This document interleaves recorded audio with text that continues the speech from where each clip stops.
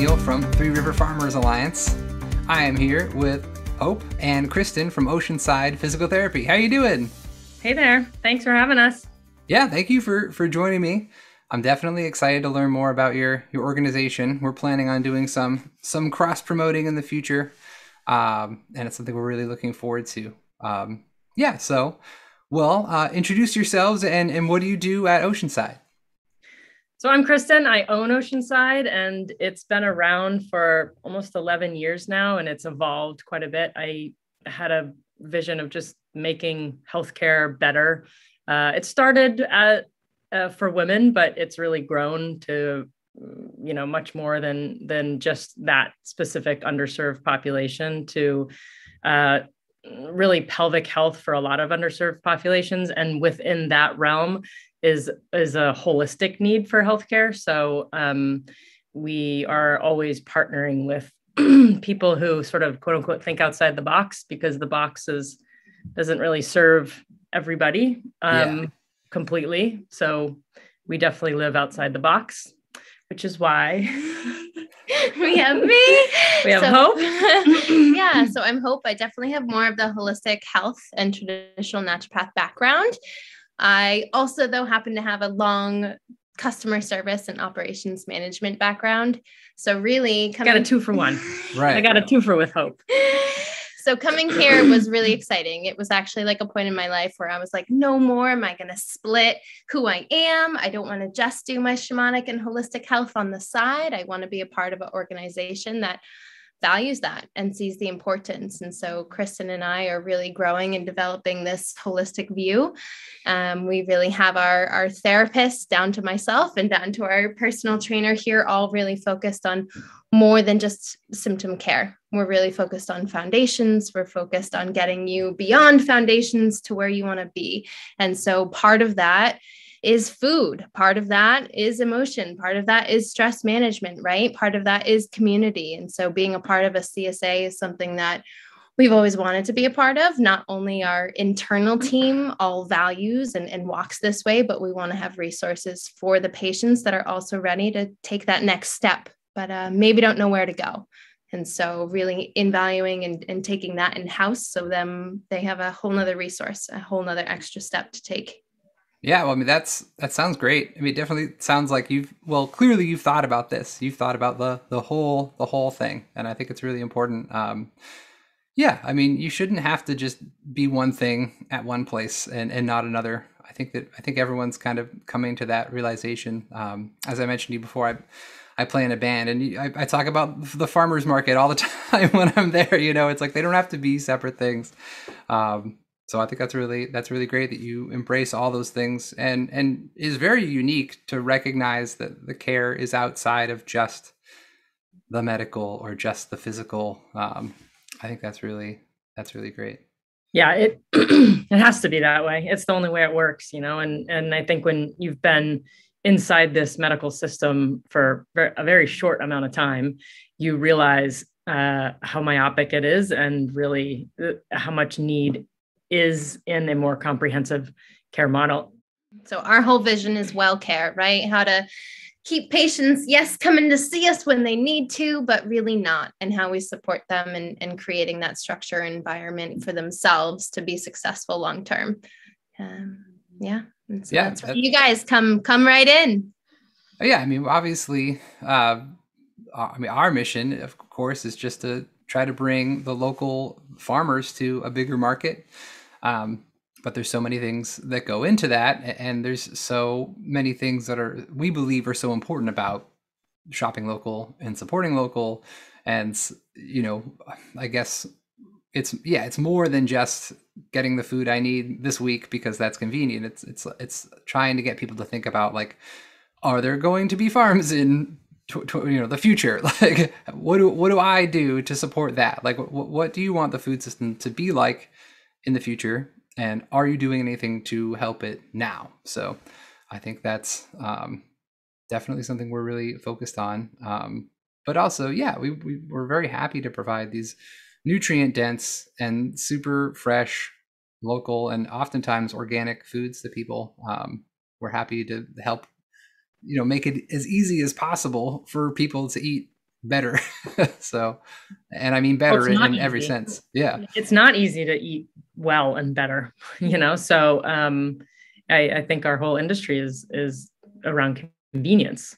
And I don't know if that's going away. So this is sort of let's try to make it as convenient and good for you. Yeah. Yeah. as possible. That's very important. I mean, this is kind of a tangent, but we have definitely realized like our subscription format is something that's very important to us, something that we focus on a lot. We call it, the Farmer's Choice Veggie Box, our subscription. But you can't really participate in something like that if you don't cook or if you don't know how to cook. So it's a big barrier to access. We realize, like that. I mean, you can, but you're I'm gonna just have kidding. to challenge yourself. Listen, we are, even the therapist, and I'm probably one of the most, if you can convert me, and I want good food, I just don't cook very much. Like, I'm not much of a cook. So I am your person who you want to convert. Well, that's definitely, you have everybody. We've kind of touched on it, but describe your mission or a mission statement specifically. Well, actually, that's one thing we are constantly working on.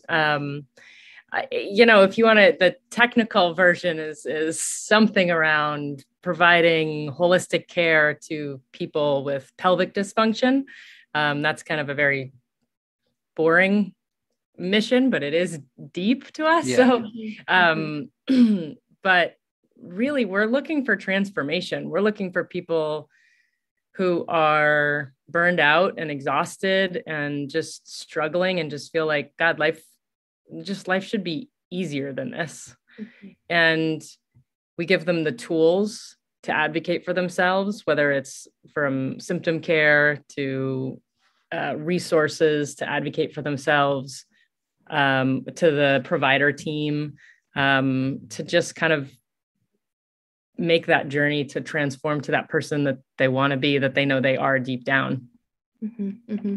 Yeah. So really collaborative care, right? And so our mission, of course, is to attract those that have pelvic floor dysfunction. We also do have an orthopedic, more trained therapist that we're excited to have here.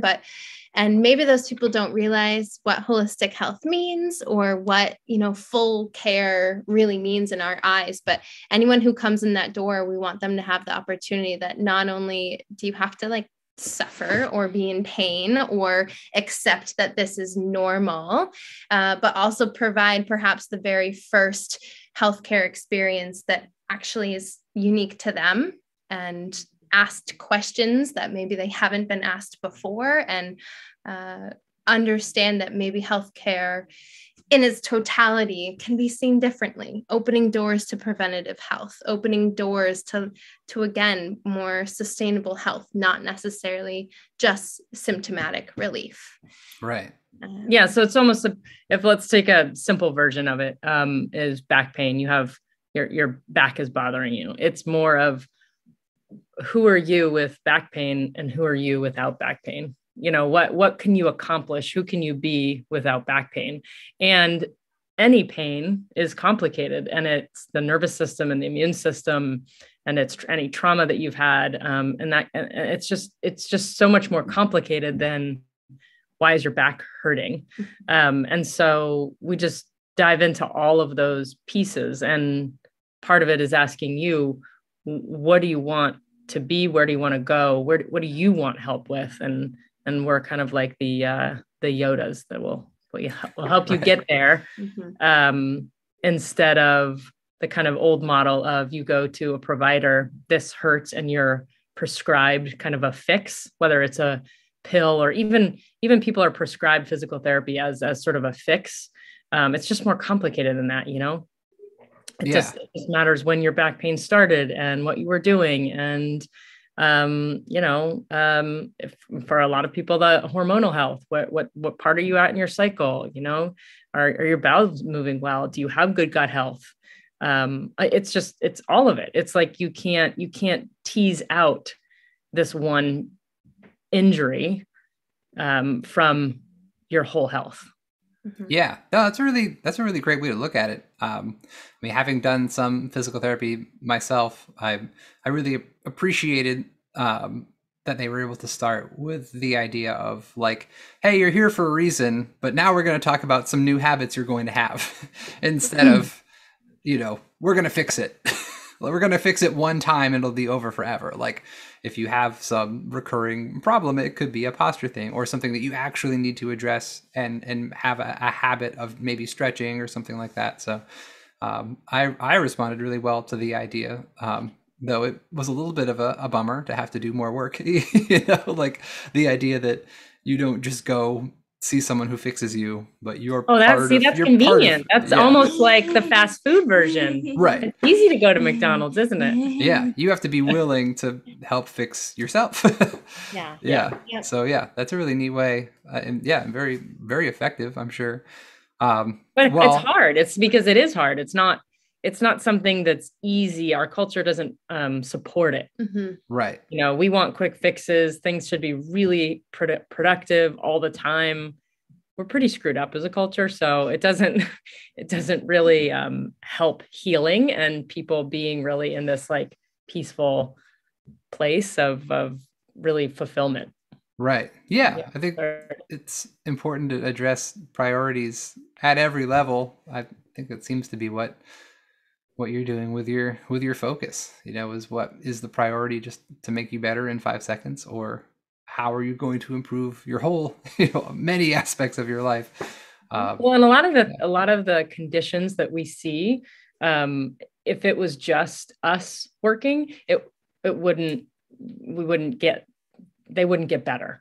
You have to do it with gut health and brain health and all of it. It's like they're almost equal contributing factors to, let's just say, like they all contribute to systemic inflammation. So, if you're in that state, you can't just exercise your way out of it. You have to sleep well, you have to eat well, you have to advocate for yourself and move well. It's like you have to do all the things.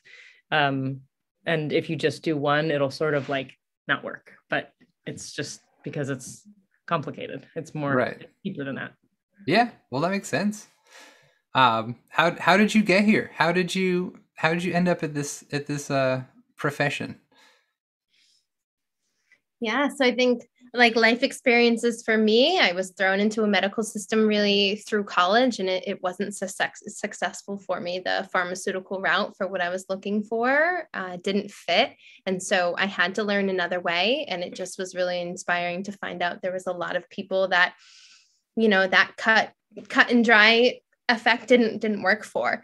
And so I found the holistic health, and then I was always involved in gyms or similar type of like health inspired movement. Actually, Earth's Harvest, I was a big part of that opening. Yeah. And so I've really just carried that through more of the customer service operations but my like just passion is really for people to feel like heard and safe, because for me, if we don't feel safe, we don't heal, we don't move forward, we stay stagnant. And so once we allow for that safety to come back on, you can move, you can heal, you can start to advocate and choose for yourself. So right when you walk in here, it's a very spa environment, it's one-on-one rooms, it's physical therapy, but with a lot more support and safety. And it's where do you want to go and how can I help you? Right. So it's no accident is what I'm hearing. This is very purposeful. You definitely have really put in the work and thought about it. Well, I think both of us are fixers by nature, or solution. That's probably a better way. It's not where it's like we've learned not to fix. Yeah, we've learned not to fix, very much so, but it's solutions. There's always, if you see an issue, how do you make it better? It's just that learner. Like throughout my practice, if I started with the most complicated back pain, for example, and then it was, why are some people only getting 40% better? It's the why, what else can you do? What else is needed? How can we make this better? And so it's like, it's just that drive of like, what's next, that we just, keep expanding and thinking, oh, that's interesting. Or how about we add that? Let's see what happens. So you just keep doing that until people start feeling a lot better. Yeah. I mean, that's great. Cristin's very humble about this, but it hasn't been easy. The way that she has gotten here and the way that our team operates, we wouldn't be having the opportunity to build this vision or care without hiring and training the right therapists, without really like seeding that vision. Cristin is really passionate, and it shows that she cares most about just like patients advocacy, and whatever experience they had before, like it doesn't need to be that way. If healthcare feels disempowering, like that's a huge problem. Yeah. Huge problem. And so we are all here really following her leadership of like, that has to change.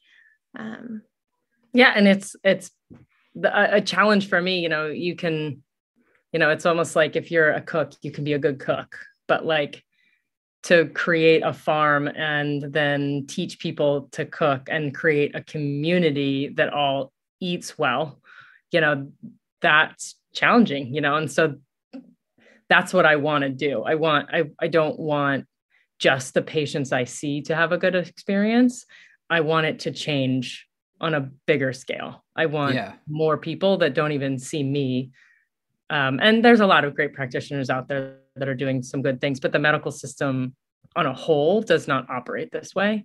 And so that's how medical providers are being trained. And then they figure out how screwed up it is and are trying to fix it like halfway through their careers, Right. So you're being the change that you want to see, essentially. Yeah, I want it to be bigger. I want it more systemic. I'm definitely a systems person. So it's like, I want more. Mm-hmm. We send those waves out.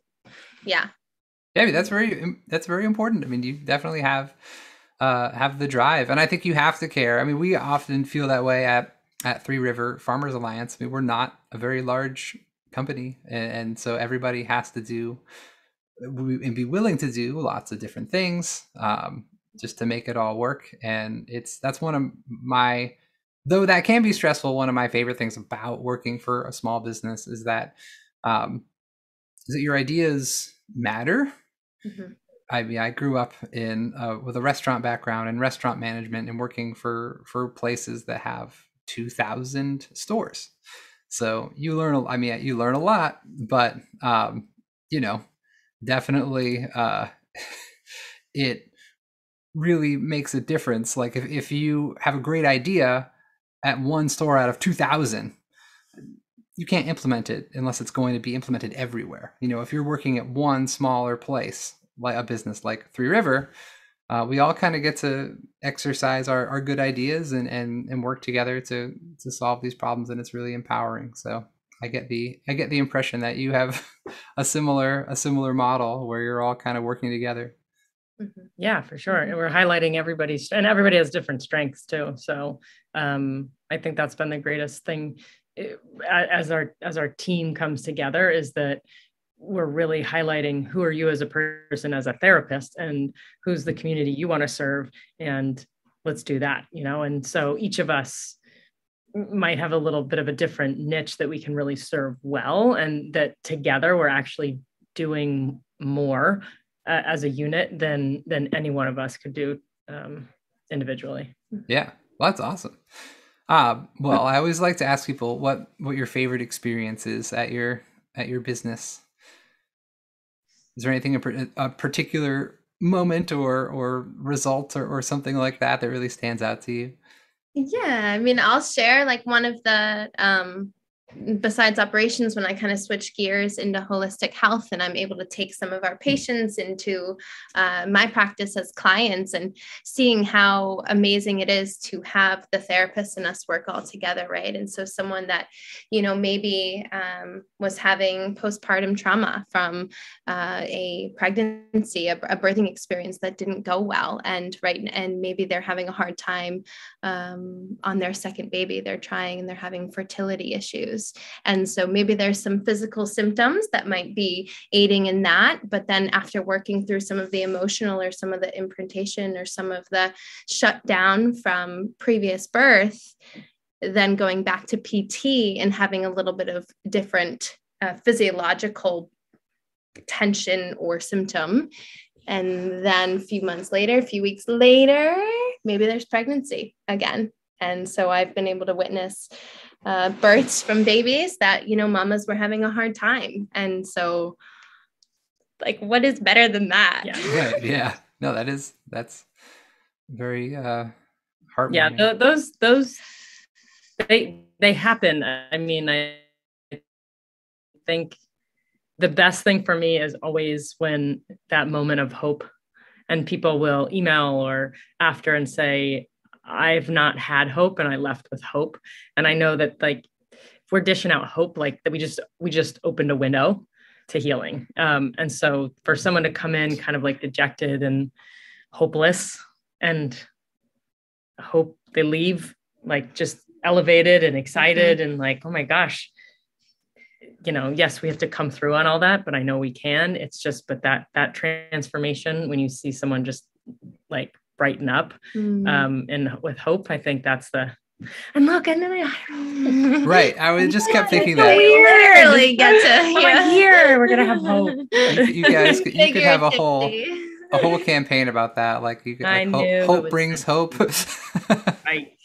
Make a T-shirt. Oh my gosh, we gotta make T-shirts. That's great. Yeah, I'll help you market it. There you go. The Hope Brings Hope campaign. Yeah. Well, do you have any goals in particular for the future? What are you looking at? World domination. Empire. I can accept your ambition. Yeah, no, we're definitely going to have more sites in the future here. My goal is to open, is to really get this out there because it's care that's needed. It's a model that can be adapted through other type of orthopedic, physical therapy. This can be repeated in other forms of healthcare. And we're doing the hard stuff. We're figuring out how to build a team in this way, in this mindset. And so I think we have a long track of opening up these sites for clinic care that's needed. So just access to more people in the community. So, Well, I was talking with Kelsey, who used to work at Heron Pond Farm, right, which is one of our very close affiliates at Three River, and yeah, just kind of talking about. I mean, I had just reviewed your whole website and was getting to know the business, and at first it does seem kind of specific, but really it's care that is very needed and is in demand. So